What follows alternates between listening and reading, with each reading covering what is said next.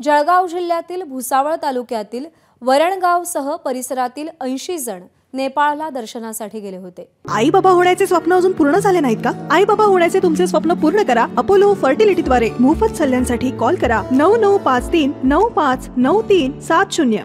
यावेळी खैरनी नदीमध्ये एक बस कोसळून अनेक जणांचा मृत्यू झाल्याचं सांगितलं जात आहे। मात्र आपल्या परिवारातले लोक सुखरूप आहेत की नाही याची माहिती अजून परिवाराला मिळत नाहीये। या नातलगांशी बातचीत केली आहे चंद्रशेखर नेवे यांनी।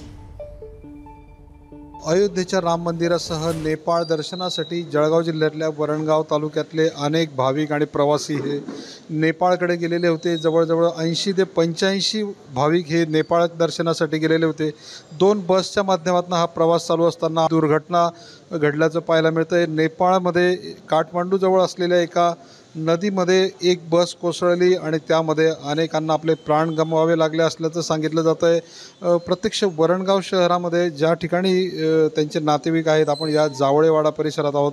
अतिशय दुःखद घटना असल्यामुळे सगळं गाव या ठिकाणी एकवटलं आहे, एकमेकाला धीर देताना आपल्याला पाहायला मिळत आहेत।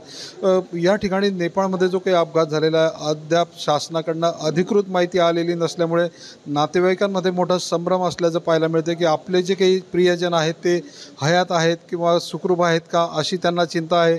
मात्र प्रत्येकजण या ठिकाणी आपले जे काही नातेवाईक आहेत त्यांना सुखरूप राहण्यासाठीच्या प्रार्थना देवाजवळ करताना पाहायला मिळत आहेत आणि प्रशासनानं देखील लवकरात लवकर माहिती उपलब्ध करून द्यावी, जेणेकरून जे मयत असतील किंवा जे जखमी असतील त्यांच्यावरती उपचार केले जातील अशा प्रकारची अपेक्षा या ठिकाणच्या नातेवाईकांनी केलेली आहे आणि सगळेजण या ठिकाणी एकमेकांना धीर देताना आपल्याला पाहायला मिळतं आहे। चंद्रशेखर नेवे, एबीपी माझा, जळगाव।